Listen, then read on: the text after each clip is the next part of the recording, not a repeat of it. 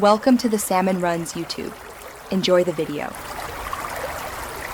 In this video, I will compare Xcode versus VSCode on Mac. Let's start by understanding their core purposes. Xcode is Apple's comprehensive integrated development environment, specifically designed for building applications across Apple's ecosystem.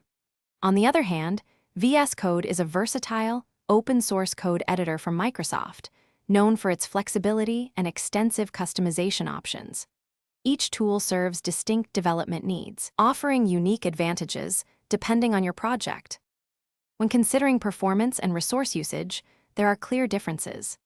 Xcode, being a full-fledged IDE with many integrated tools, generally demands more system resources, especially with larger projects.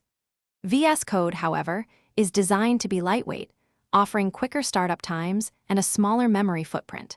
This makes VSCode a preferred choice for developers who prioritize speed and efficiency, particularly when working on less resource-intensive tasks or with multiple projects simultaneously. Diving into features and ecosystem, Xcode provides a robust set of tools, including Interface Builder for UI design, advanced debugging, and performance profiling, all deeply integrated with Apple's platforms. VSCode, conversely, thrives on its extensive marketplace, offering thousands of extensions that allow developers to tailor the editor to virtually any programming language or framework. This extensibility makes VSCode incredibly adaptable for web, backend, and cross-platform mobile development, offering a truly personalized experience. To summarize, your choice between Xcode and VSCode largely depends on your project's nature.